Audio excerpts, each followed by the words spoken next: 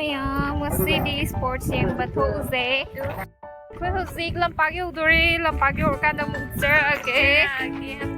ꯂꯝꯄꯥꯛ ꯌꯧꯔꯛꯄꯒꯤ ꯁꯤꯟꯗꯨꯅꯦ ꯂꯥꯛꯏꯁꯦ Hi guys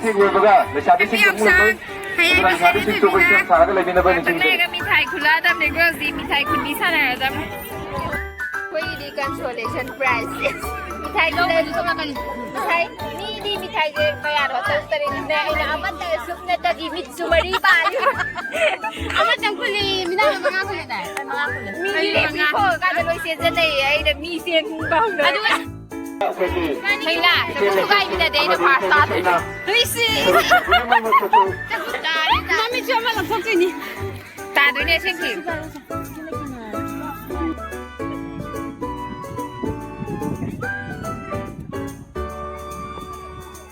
ꯑꯩꯈꯣꯏ ꯂꯩꯁꯥꯕꯤꯁꯤꯡꯒꯤꯗꯤ ꯃꯤ ꯃꯁꯤꯡ ꯌꯥꯝꯃꯛꯇ꯭ꯔꯦ ꯍꯥꯏꯅ ꯇꯥꯛꯄꯤꯔꯦ ꯑꯩꯈꯣꯏ ꯁꯦꯅꯤꯇꯔꯁꯤꯡꯅ ꯑꯗꯨꯒ ꯑꯩꯈꯣꯏ ꯃꯧꯁꯤꯡꯒꯤꯗꯤ ꯇꯪꯈꯥꯏ ꯆꯟꯗ꯭ꯔꯦ ꯍꯥꯏꯅ ꯇꯥꯛꯄꯤꯔꯦ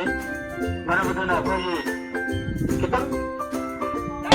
ꯈꯔ ꯊꯨꯅ ꯂꯣꯏꯁꯤꯟꯅꯕꯒꯤꯗꯃꯛꯇ ꯑꯩꯈꯣꯏ ꯚꯣꯂꯟꯇꯤꯌꯔꯁꯤꯡꯅ ꯑꯩꯈꯣꯏ ꯑꯅꯤ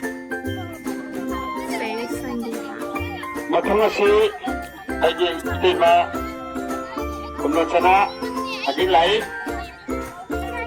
ꯐꯖ ꯂꯥꯛꯏ ꯑꯩꯈꯣꯏ ꯑꯉꯥꯡ ꯃꯥꯡꯗ ꯂꯩꯗꯣ ꯅꯀꯣꯛ ꯀꯥꯏꯕ ꯌꯥꯏ ꯈꯤꯇꯪ ꯍꯥꯠꯇꯣꯛꯎ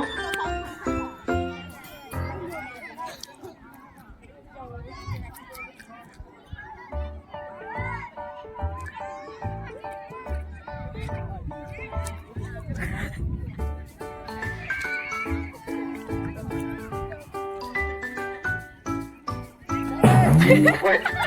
ꯈꯤꯇꯪꯃꯛ ꯀꯥꯗꯤ ꯑꯩꯈꯣꯏꯒꯤ ꯚꯣꯂꯟꯇꯤꯌꯔꯁꯤꯡꯅ ꯑꯩꯈꯣꯏꯒꯤ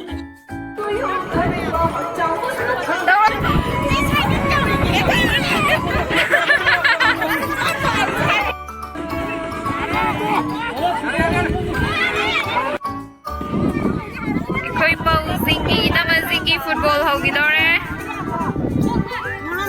ꯌꯥꯝ ꯃꯥꯜꯂꯦ ꯌꯦꯡꯁꯩ ꯌꯥꯝꯕ ꯃꯇꯨꯡꯏꯟꯅ ꯑꯩꯈꯣꯏꯒꯤ ꯏꯅꯝꯃꯁꯤꯡꯒꯤ ꯕꯣꯜ ꯍꯧꯈꯤꯗꯧꯔꯦ ꯇꯔꯥꯒ ꯇꯔꯦꯠ ꯁꯥꯟꯅꯔꯣꯏꯗꯦ ꯍꯥꯏꯅ ꯇꯥꯔꯦ ꯑꯗꯨꯕꯨ ꯑꯃ ꯅꯠꯇꯦ ꯃꯣꯏ ꯆꯥꯟꯁ ꯌꯥꯝ ꯐꯖꯕ ꯑꯃ ꯐꯪꯒ꯭ꯔꯦ ꯀ꯭ꯔꯤꯁꯇꯤꯌꯥꯅꯣ ꯔꯣꯅꯥꯜꯗꯣꯒ ꯆꯞ ꯃꯥꯟꯅꯕ ꯏꯇꯩꯃ ꯑꯔꯨꯅꯥ ꯕꯣꯜ ꯐꯖ ꯀꯥꯎꯖꯕꯅꯤ ꯑꯗꯨꯒ ꯁꯣꯝ ꯅꯥꯀꯟꯒꯤ ꯔꯣꯅꯥꯜꯗꯣ ꯑꯩꯈꯣꯏ ꯏꯇꯩꯃ ꯗꯥꯁꯤꯁꯤꯡ ꯏꯇꯩꯃꯅ ꯉꯥꯛꯊꯣꯔꯤ ꯐꯖꯅ ꯁꯥꯟꯅꯕ ꯃꯉꯥ ꯈꯟꯒꯠꯂꯒ ꯀꯨꯟꯊꯥꯎꯒꯤ ꯇꯧꯍꯟꯒꯅꯤ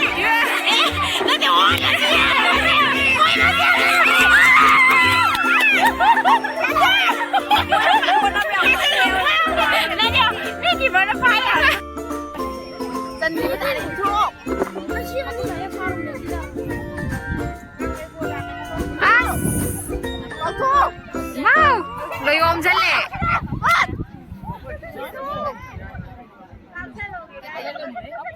ꯐꯥꯒꯤꯔꯣ ꯑꯩꯈꯣꯏ ꯃꯥꯔꯇꯤꯟꯗꯅꯦ ꯆꯟꯈꯤꯗꯣꯏ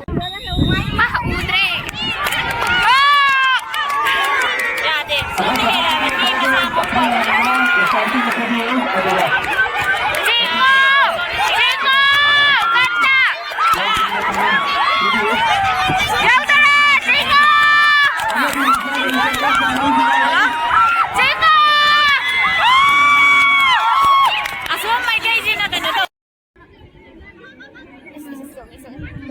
चलो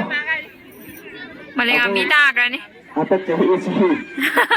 मना अखोई अवमचागे फैमिलीसिंग लोई लोग मौन ले गए चलो लोग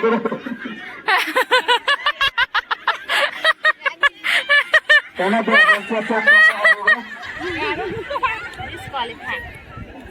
ऐसे टूरी से यार ये यार change lie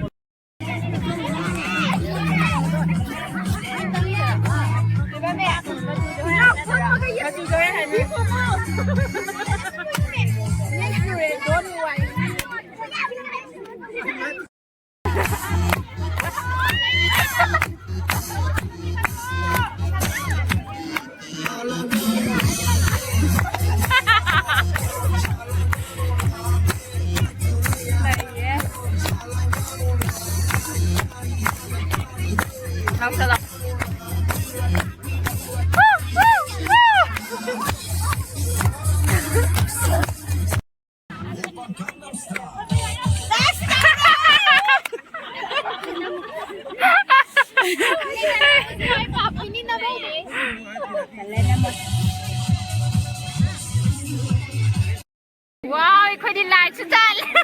Ring light na ako kasi Sports loy sa lagpag-isag thumbnail tan light. So na angang to slide pa di karam julay. Nana पैसा पाने आप जो ला के थारे में Ay nga lalo.